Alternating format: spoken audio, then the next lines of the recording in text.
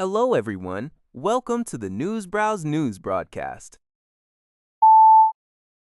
NHK reports that, according to U.S. online news site Axios, Iran's Supreme Leader Mojtaba Khamenei has given approval for a second round of peace talks with United States delegates. The talks are expected to take place in Islamabad, Pakistan, following a period where the White House awaited Iran's signal. Axios quoted a source stating that Iran had initially stalled its response due to pressure from the Islamic Revolutionary Guard Corps, which insisted that negotiations should not proceed without the end of the U.S. maritime blockade. However, the green light was given on Monday night. Pakistan, Egypt, and Turkey reportedly strongly urged Iran to attend these crucial discussions. US Vice President J.D. Vance is anticipated to depart for Islamabad by Tuesday morning. Meanwhile, protests against U.S. military operations targeting Iran were held in Washington on Monday.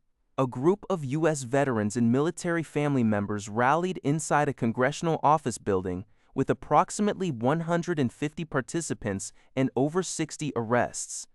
Protesters conducted a flag-folding ceremony to honor fallen U.S. troops and displayed banners demanding an end to military actions, criticizing Trump's recklessness. Yonhap news agency reports that North Korea and Russia held a ceremony on Tuesday, April 21, 2026, to mark the linking of a new cross-border road bridge over the Tumen River. The Russian embassy in North Korea announced that the bridge is on track for final completion by June 19, 2026.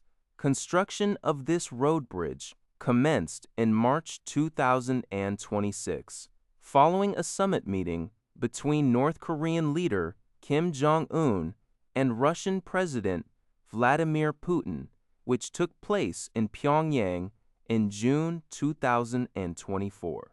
The linking ceremony, held in the border region, saw virtual attendance from Russian Transport Minister Andrei Sergeyevich Nikitin and Natural Resources Minister Alexander Kozlov, who co-chairs the Bilateral Committee on Trade and Economic Cooperation. Russian Foreign Ministry spokesperson Maria Zakharova stated that the bridge strengthens friendship and symbolizes the neighbors' aspiration for expanded regional cooperation, fostering productive dialogue and exchanges. This new road bridge supplements an existing rail bridge, signifying a deepening alignment between Pyongyang and Moscow, particularly since North Korea's support for Russia's war in Ukraine. CBS News reports that El Salvador has initiated a mass murder trial for nearly 500 alleged members of the powerful MS-13 gang, including several alleged leaders. They face charges for 47,000 crimes, including 29,000 homicides, committed between 2012 and 2022, and are accused of rebellion for seeking to establish a parallel state. This trial is a key component of President Nayib Bukele's aggressive war on gangs, which began in 2022 with a state of emergency. The campaign has led to over 91,000 arrests, drastically reducing crime rates and transforming El Salvador from one of Latin America's most dangerous countries into one of its safest. However, human rights organizations like Human Rights Watch and Cristazal have condemned the mass trials, citing concerns over a lack of due process, reports of torture, and more than 500 prison deaths. The trials are characterized by anonymous judges handing down one-size-fits-all punishments to large groups of defendants via videos link. MS-13 and rival Barrio 18, which originated among Salvadoran youth in Los Angeles, are involved in drug trafficking and extortion across Central America. A maritime risk management firm, Maersk, has issued a warning about scammers posing as the Iranian government who were attempting to defraud shipping companies with vessels stranded in the Hormuz Strait. These fraudulent messages demand payment in cryptocurrencies such as Bitcoin or Tether in exchange for safe passage through the waterway. Maritime has explicitly stated that these communications are scams and not officially sanctioned by the Iranian government. The warning comes amid a continuing stalemate where hundreds of ships and approximately 20,000 crew members are trapped in the Hormuz region.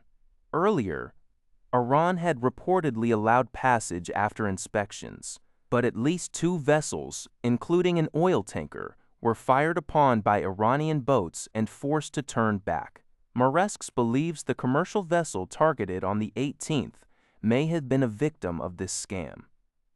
Reuters has been unable to independently verify these reports, and Tehran has not yet responded to the situation. This alert highlights the opportunistic nature of criminal activity exploiting geopolitical tensions in critical shipping lanes. Source: the Cyber. According to Thai Sounds, Madagascar has firmly rejected Taiwan President Lai Ching-te's request to transit its airspace, leading to the sudden cancellation of his first presidential visit to Eswatini. The African nation's foreign ministry stated its decision was in full compliance with Madagascar's sovereignty over its airspace and that it fully adheres to the One China principle, considering Taiwan a part of China. This development occurred on the eve of President Lai's planned departure this Tuesday. Alongside Madagascar, Seychelles and Mauritius also reportedly denied airspace transit for the presidential aircraft. A Taiwanese government source informed Reuters that Beijing is suspected of exerting economic pressure on these 3 countries, threatening to withdraw loan relief if they permitted the transit. Seychelles officials declined to comment, while Mauritius's government had not yet responded to inquiry. That's all for this video. Thank you for watching. See you in the next video.